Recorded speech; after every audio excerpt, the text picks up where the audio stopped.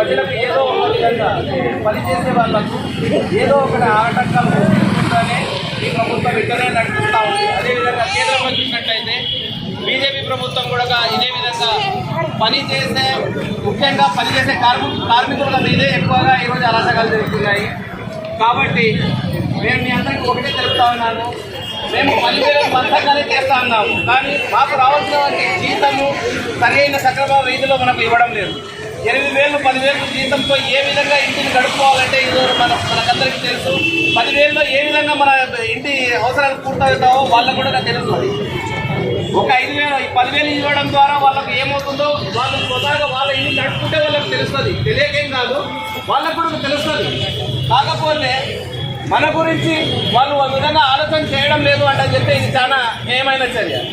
ఎందుకంటే చెప్తే 10,000లో ఒక ఇంటిని నడపడం అంటని చెప్తే ఈరోజు మీరే గ్యాస్ పెట్టినారు 1,200 రూపాయలు, ఇంటి భత్యాలు తీసుకుంటే 5,000 రూపాయలు, 7,000 రూపాయలు ఇక్కడ పోతే ఇంకా ఇంటి జీత భత్యాల్లో మనం ఏ విధంగా తీసుకోవాలి, మన పిల్లలు ఏ విధంగా చదివించుకోవాలి, ఏ విధంగా మనం వాళ్ళను ఇంటిని నెట్టించుకొని రావాలి, ఇవన్నీ మన బాధలు మనం పడతా ఉన్నాము. వాళ్ళకు కూడా తెలుసు.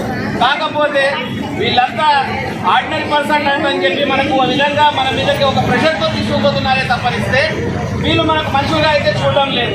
మనం పని చేస్తూ ఉన్నాం కానీ కార్మికులుగానే మాట్లాడుతున్నారు కానీ మనకు ఒక ఉన్నభావంతో మనతో పాటు వీళ్ళు పని చేయడం లేదంటని చెప్పి మీ అందరూ సభాముఖంగా తెలియజేసుకుంటున్నారు.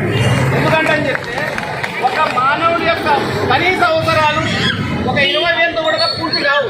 కానీ జీతం ఎంత ఉంది మనకు? 10,000 రూపాయలు.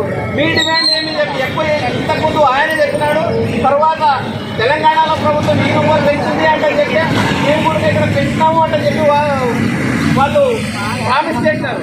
అయినా వాళ్ళు ఈ రోజుకైనా మీకు పెంచడం కానీ దాని గురించి మాట్లాడడం గురించి కానీ మాట్లాడడం లేదు.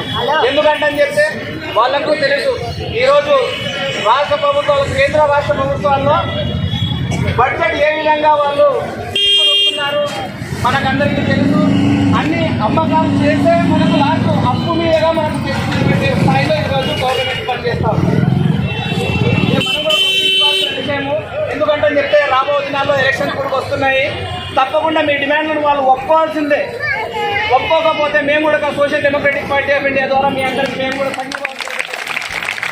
అదేవిధంగా మీ డిమాండ్స్ ఏవేవైతే ఉన్నాయో మీ సెంటర్లను మీకు అప్పగించాలి. ఇతరులు వేరే ఇతరులతో పని చేయించకూడదు. మరి అదేవిధంగా ఏదైతే మీకు 1,000 రూపాయల జీతం పెంచుతామంటని చెప్పి వాళ్ళు మాట ఇస్తున్నారో దాన్ని కూడా మీ యొక్క ప్రతి ఒక్క డిమాండ్ని వాళ్ళు పూర్తి చేయాలంటని చెప్పి మనస్ఫూర్తిగా నేను కోరుకుంటూ ఈ అవకాశం ఇచ్చిన